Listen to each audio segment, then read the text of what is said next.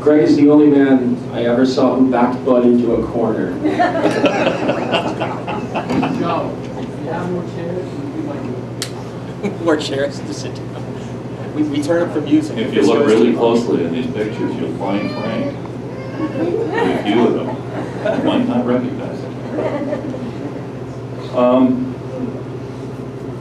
Joe, it's been a rough week for me, as for many of you as well. I got a text not that long ago, and I read it, and I said, no, it can't be. And I got a phone call from Jim Cassidy. And it's still been difficult. I work with Bud. I got a call one day when working with another company from his father, who said, I think we're ready, we need help. We just moved into a new building. Would you like to try and help me? Came down and I talked to both Bud and Bud. And I always knew that the two of them were very special and unique individuals.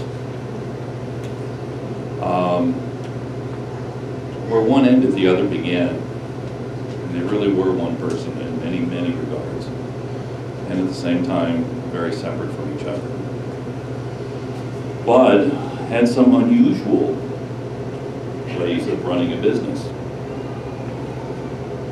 I'm not sure he would have done well at Wharton as an MBA candidate. I'm not sure that he would have done well at any graduate university. As a matter of fact, I'm surprised he made it through high school. He gets bored very quickly because he has a tremendous thirst for knowledge. And he needed to learn things quickly because he had a lot to do in life. But when I came here, I saw a business that had tremendous potential, a group of people with great passion. And after a few months, I reached out to some of the people who had worked with them for a while. Joe was one of them. Frank was another. And Frank laughed, sat in my office, and he said, Greg, it's very simple. And he picked up a marker, and he drew a circle on the whiteboard in my office, and he colored it in. And he said, this is the amount of work that has to get done every day at Innovative. Since I like graphs and charts so much, I thought that that might help me. And next to it, he drew a second circle and didn't color it in. He said, this is the amount of work that Bud wants to do.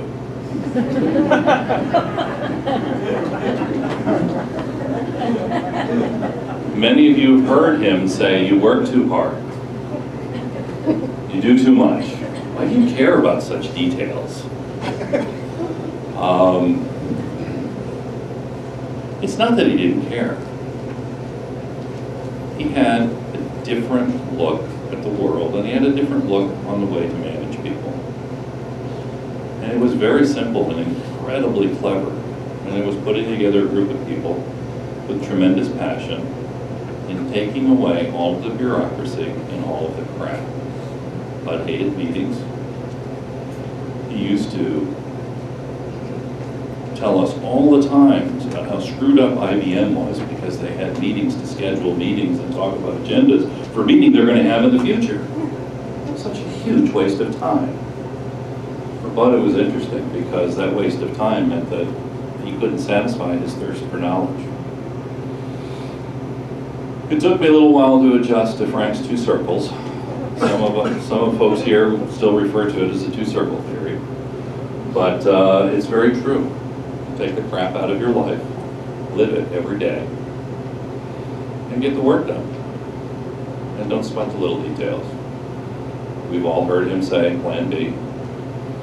We've all heard him say, oh boy. And yes, I had to back him into a corner a few times because every once in a while he actually did have to do something to move it forward. Because he was also the first person to tell me when I was not performing at his level of expectation, and that generally meant that he had to do some work that he thought I should have been doing.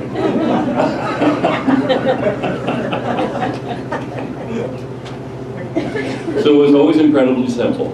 And it took me a few years to adapt to the style because he really didn't have any objectives, he didn't really have any plans. He had a lot of ideas.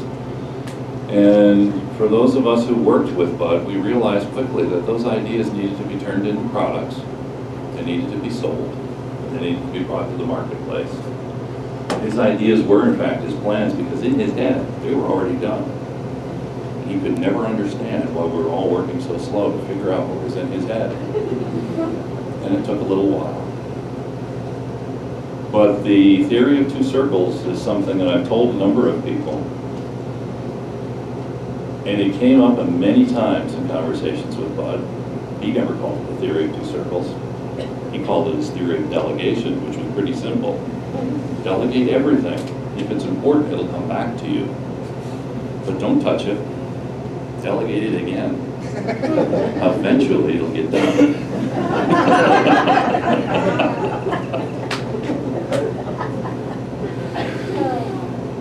So he was interesting. They won't teach you that at Wharton. They won't teach you that at Harvard, and they won't teach you that at any other MBA program.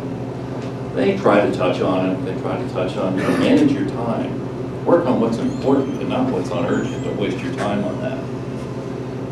But what I learned was the theory of two circles and Bud's management philosophy is do as little work in life as humanly possible. Surround yourself by great people, both at work and outside of work. You'll grow richer beyond your wildest imagination. And yes, he was an incredibly generous person. Probably misunderstood by most people who met him.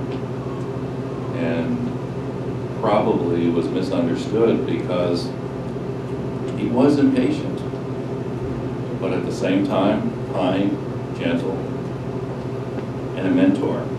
He was a fantastic teacher. And I don't know that people would think of him as a teacher. But delegate everything.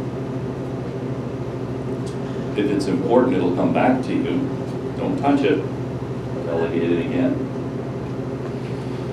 Let people rise to the level of success and create an environment around you where people can become great. And that's really what innovative is.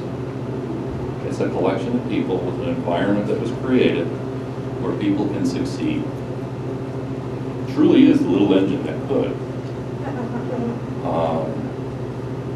And it keeps going and going and going. And it goes through passion.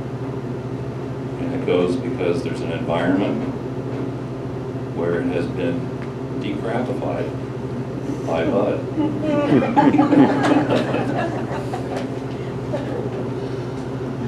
So I'll leave you with that. I won't bore you with tons of stories, but Joe sort of strong-armed me, harassed me to reopen a Facebook account, share a few stories on Facebook, and there are a couple there, but some of the ones that are more memorable to me. And we'll leave it at that. Thank you.